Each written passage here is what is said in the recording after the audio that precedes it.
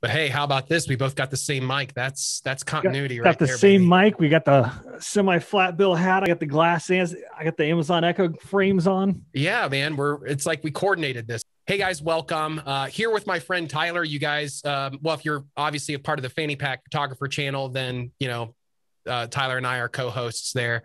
If you're watching this on the Techie Agent channel, then you've also seen Tyler make a few appearances over the last couple of years. But we're each in our respective offices today. I didn't see the Apple event actually live. Did you watch it live, Tyler? I did. Okay. It's like the first 5 minutes, but yeah, I watched live and it So was all I've done is just like read the recap articles and stuff. But even with that, like I think I've got a good idea. So correct me if I'm wrong, but I think we've got three new Apple products. We've got the iMac, the M1 iMac, the AirTags, and then the new iPad Pro. Are those the three those are the three products? There were some services and stuff that they talked about too, as always, but we're more interested in the tech. They had the new Apple TV as well. Oh, okay. But Well, is there anything cool about that or not nothing, really? Okay. nothing crazy. Nothing crazy. So where do you want to start? The iMac, AirTags, iPad Pro. I'll start with my phone ringing. How about that? I put mine on mute too, but I still get like these notifications on my screen because, Mac, everything integrated. So I'm probably getting it blown up too. No, let's start with the AirTags. Okay. I know these have been in the works for a long time, and it's not crazy new technology by any means, but it is helpful if you're in the Apple ecosystem. Yep. To have everything integrated. I can use Find My Phone or Find My now. Yeah. To locate my keys or, put one in my kid's backpack or whatever we lose frequently. And $30 is a little steep, but that's seems to be Apple's like minimum price now.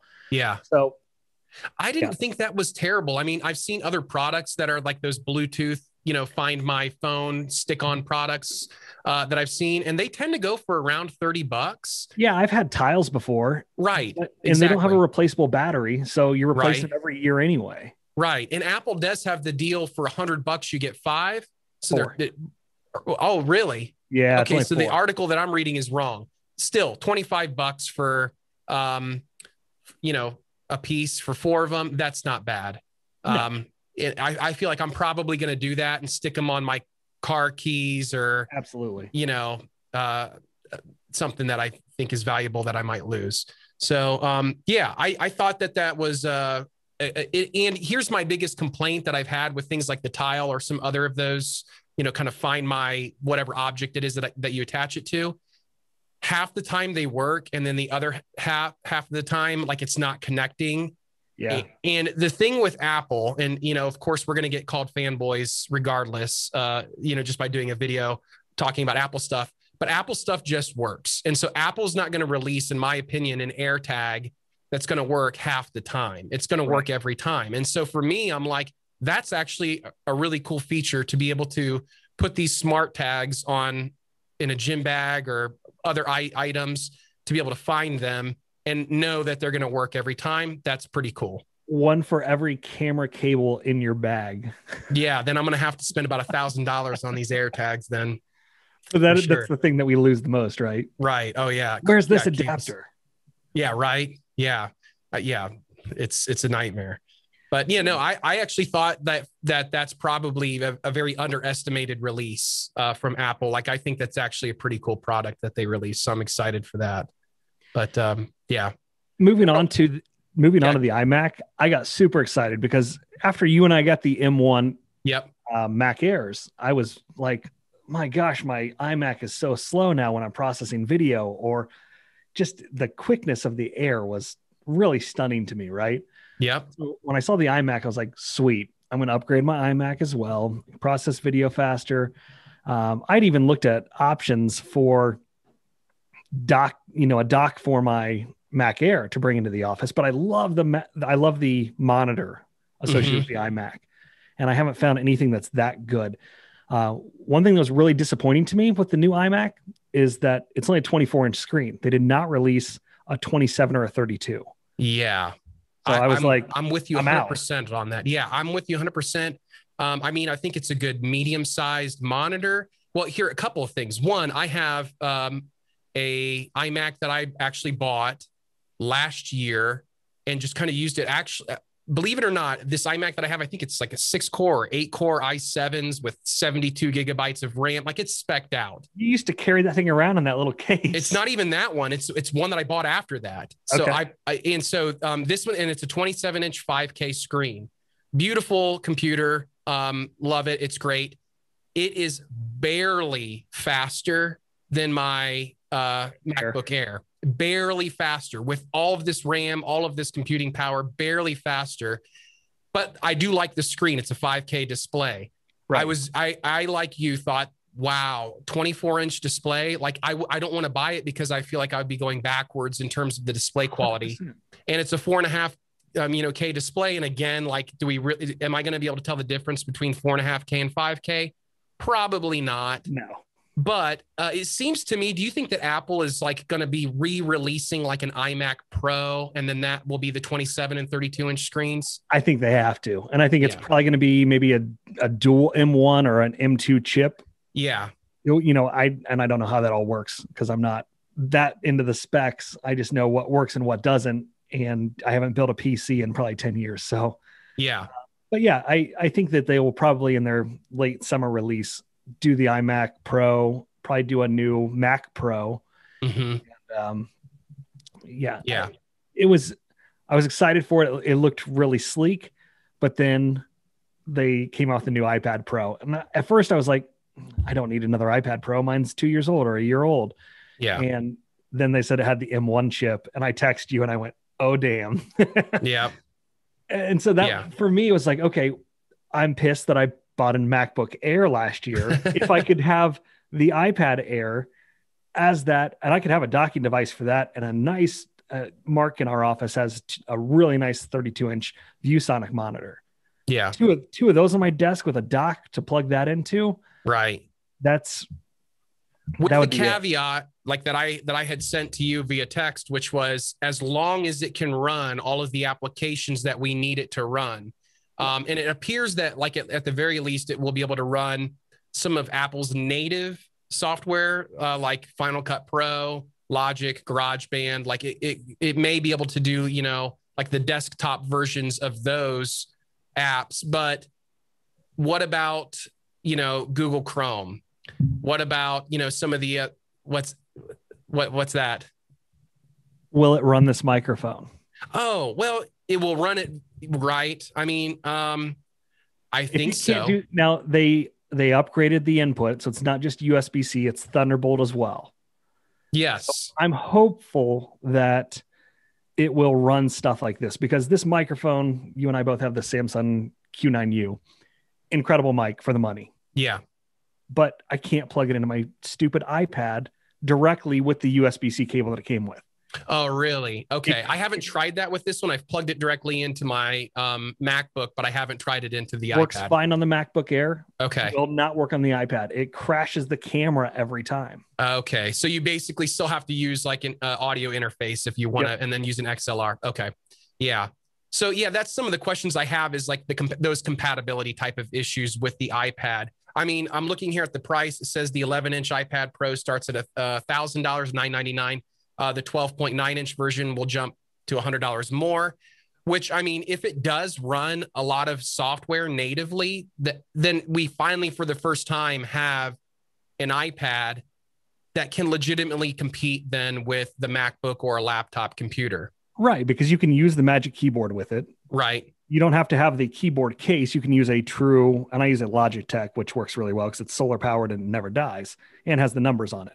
But I also use the Magic touchpad. Trackpad. I don't use the Magic mouse. Yeah. Okay. I like being able to 4-finger scroll between apps, and it just, for me, is more comfortable.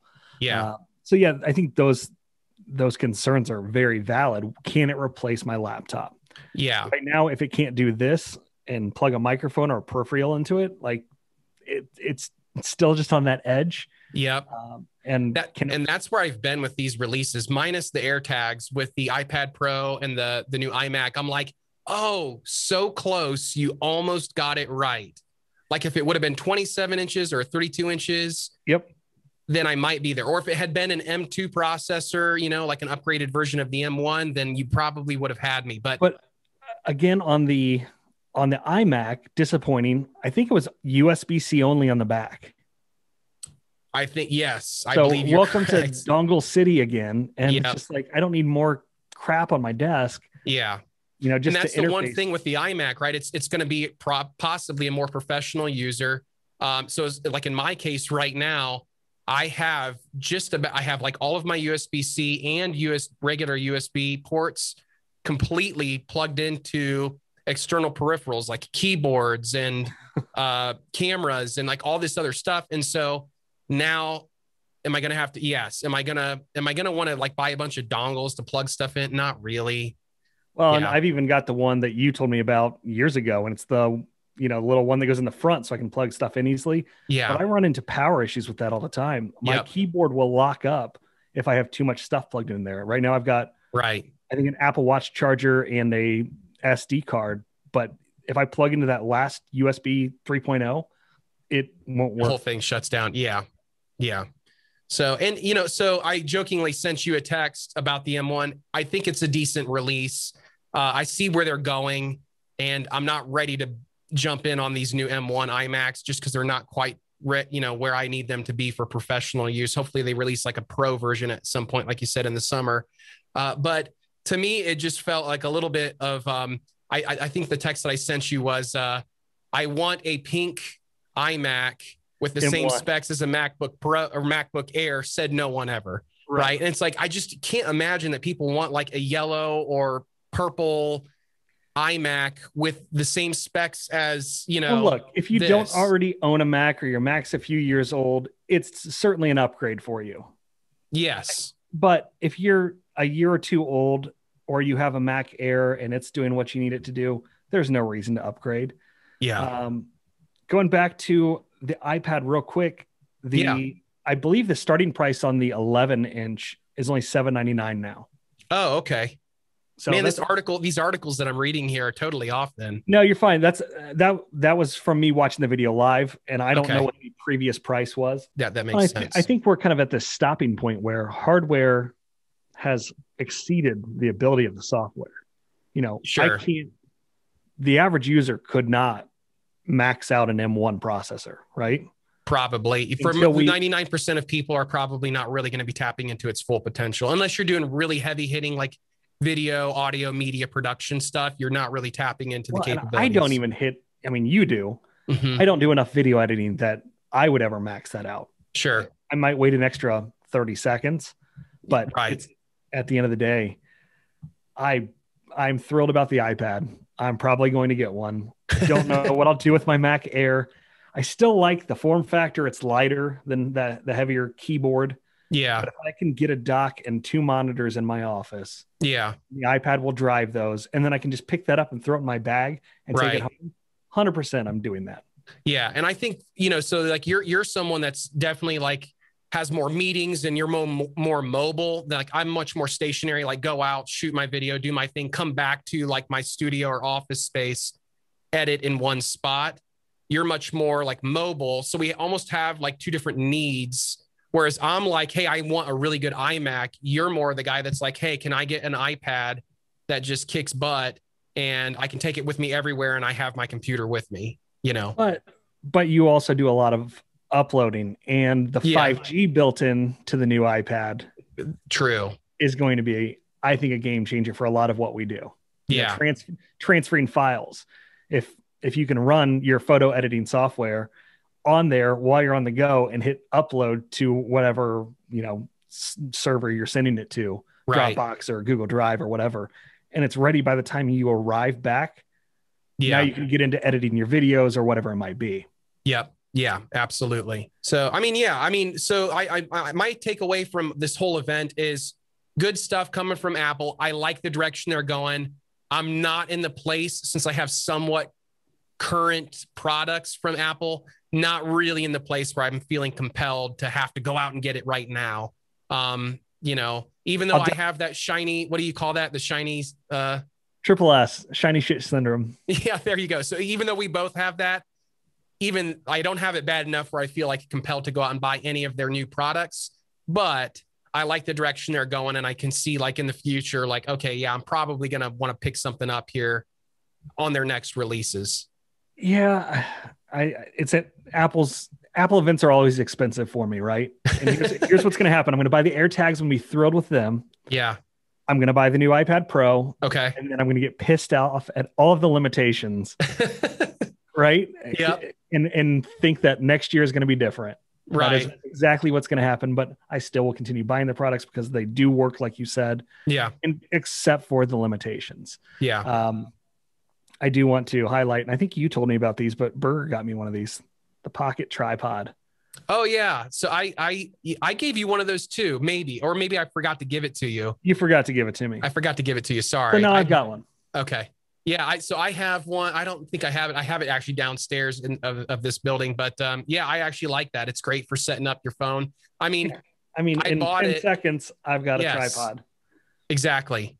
You know what they're great for? They're just great to keep on your desk when you need to do like a Zoom call or something real quick with your phone. You just need your phone set up right there. Well, I've got way too many because I've got the bigger stand for the iPad. I got that. Yeah. We're too much alike, bro. Like I got the same thing right here. So yeah. And I've got the one that's the fast charge wireless charger as well. Okay. Yeah. So yeah, well, good luck with your purchase there. Sometimes the way that it works is one of us goes out and kind of like buys the product first. And then we come back singing the praises of the product. And then like, I think I went out and got the M1, maybe. Did I get the M1 first? You did. And then I was like, holy shit, this is amazing. And then you went and got it and you're like, oh my gosh, this is amazing.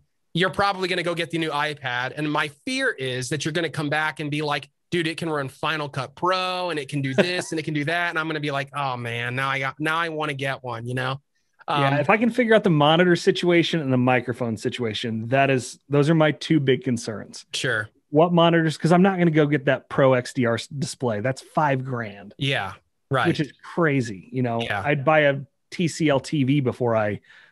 Well, and at that point, you're kind of getting into the law of diminishing returns. Super cool. Yeah, if money was no object, sure, I would buy it. Oh, got my coworker saying later, so waving to him. But money is an object, and I can think of a lot of other tech that I would want for $5,000. So I can throw it on my 43-inch TCL with AirPlay real easily. Yep. And then use the keyboard. So maybe it's just a reconfiguration of my office. Right. Yeah. So yeah, I'm with you on that. If you post it, we'll do an update once I get that. Yeah. Now I do like what do you think about the form factor of the new M1s being a little bit more looking like kind of that squared edges, like they're kind of going. They're gorgeous. I like the new design. Yeah, I'm not a big fan necessarily of all the colors. I would probably just go with the space gray version. But looking at it here on my iPad, I actually do like the design that they're coming up with here. Yeah, I think the form factors, it's gorgeous. I was a little disappointed they still had a bottom bezel like they do. I am surprised that they did that. I don't know if that's to support. I'd rather it be thicker. Right. Thicker, I'd rather be a thicker device, but then have that, unable. Sorry, my freaking phone's ringing again. It is on Do Not Disturb, but now it's ringing in my. Well, I can't even hear it through the video, so you're all good. Ringing in my Echo glasses. Oh yeah, I saw that you had those Echo glasses. Are those sweet? They're pretty sweet. I like them. Battery life on them is great. I just took them off for the video because the glare or the glare off the light. But no, I like them. You can listen to music, listen to podcasts, make phone calls, add reminders. I have it, syncing with Google Calendar. Yeah. So they're not augmented reality, right? It's just clear glass, but then you've got Alexa built in. Yeah. And I bought off of Amazon, I bought transition lenses for them. So they act as my sunglasses too. Okay. Because I was like, cool. I don't want to keep switching back and forth. But yeah, they're a little gimmicky. I did a video on the Agent After Hours channel. I'll check it out. And it was just talking about the future of real estate showings. Oh wait, no, I watched that video. I did watch that video of yours. Yeah, I think you're right. I think once augmented reality is incorporated with that technology, it's going to be a game changer. Yeah, give me a heads up display. That's right. Yeah. Then I can see notes and everything else in the display. Yeah, right. Sure. How are the speakers? Like, do they sound pretty quality? Yeah, they're really good. And the microphone on it's really good for Bluetooth. Okay. So, yeah, I should have hooked it up to the computer and then I could have gotten rid of this mic and showed you what they sound like. But no, it's a little on the tinny side. Sure. But very, very clear. There's no bass to it at all, but very clear. Okay. On both the speaker and the microphone. Okay. That's cool. How expensive do they run right now? I want to say they're like $250 or $299. Okay. So expensive, but not like Google Glass where it was what, $1,000 or more? Right. Yeah. Okay. I'll probably look forward to version 2.0. Right. Yeah. Or augmented reality. Like if it's the second that augmented reality becomes like really practical, like where it just works, or you can just, there's a lot of apps built around it. Like that's right. I'm all in on that. To the point that you were making in your video, like when you could go tour a home and have all of the information just like literally flashing up on your eyes, you know, like those heads up displays where you can just see the square footage of a room. Yeah, if I can see square footage of a room or dimensions, or, you know, I have the lockbox info or whatever it might be. And, you know, hey, average time on market for the neighborhood. Yeah, there's so much you could do with AR. Right. So I think, you know, the next 5 years, we'll see that blow up. Yeah. Yeah, for sure. So, all right. Well, I like what Apple's doing here. I'm just not sold on it, but if you get that M1 iPad Pro and it's a game changer, you'll have to let me know. It's not even a game changer because I have a MacBook Air that already does that. And it's like, sure. But I just want everything on one device. It does go up to 2 terabytes now, which is nuts. Yeah, that's awesome. I won't be buying that model because I store everything in the cloud. Yeah. Well, plus Apple just kills you on storage prices. So yeah, I mean, that's why like anymore, especially because I'm updating like computers, like on a yearly or biannual basis. It just feels like at this point, right? I don't want to have to try to transfer all this content over. I know that Apple makes it pretty seamless process, but I like being able to store a lot of my media and content on external hard drives. Yep. So for that reason, I've tended to kind of go cheap on the storage and spec out the other areas of a computer. Yeah. I didn't. One of the things I did not see, I know it's running the M1, but I did not see how much RAM it has. So let's see here.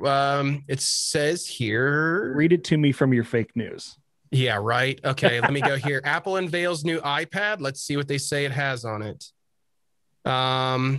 It's got the new, it does have the new HDR Dolby Vision like camera on it, which we love on the on the new iPhone 12. That was one thing that was really, really cool on the Apple TV. Okay. It syncs with your phone. You hold your phone up to the TV and it will read the image or the color correcting. It will read the colors coming from your TV and your room's color. Okay. And basically make the settings for the TV perfect. Nice. Which, you know, if you talk to Mark, he spent like $400 for a guy to come set up his OLED to tune properly. It basically. Right. And now they're doing it using AI learning, if you will. Right. So okay, I got your information here on the iPad. It says here that it's 16 gigabytes of memory and the storage on it is 2 times faster with up to 2 terabytes capacity. So 16 gigabytes of memory. That's not bad. Well, and on the M1, it's like 16. I think these new MacBooks are cap at 16 gigabytes. I think that's like I don't recall. I don't remember seeing a 32 option. It was either it was either a 7-core or 8-core. Right. And they're giving you, I think, that option on the iPad as well. I think they're giving you the option of what's it say here? They're saying they're giving you the 8-core CPU design. Yeah. Cool. Yeah. Mark and I were talking earlier on how we're like, $1099 seems relatively cheap. I was like, yeah, I think I spent like $1,800 last time. Because by the time you added Apple Care and added 5G or 4G and then added the keyboard, it was like, oh my gosh, an upgraded storage. So I'll be in for $1,500. Yep, exactly. And that's kind of this. Yeah. I mean, that was the same thing with the the MacBook Air. They had their base model, which was, what was that? $899, $999. $999. I think we spent $250 extra for more storage and the upgraded processor. Core, yeah, because that upgraded core, I think, gave you like the extra core on the graphics side for processing, which I thought was important. So yeah. Cool. Well, very cool. Well, I'll give the update next month. Yeah, right. We'll do an updated video. So, well, I think that's all I got. You got anything else for everybody? No, that's what I got. All right. Well, there you have it, guys. Again, watching on one of two different channels, Fanny Pack Photographers or the Techie Agent channel. Appreciate you guys tuning in. My name's Eric. I'm the Techie Agent. I'm Tyler. Thanks for watching. There we go. Awesome, guys.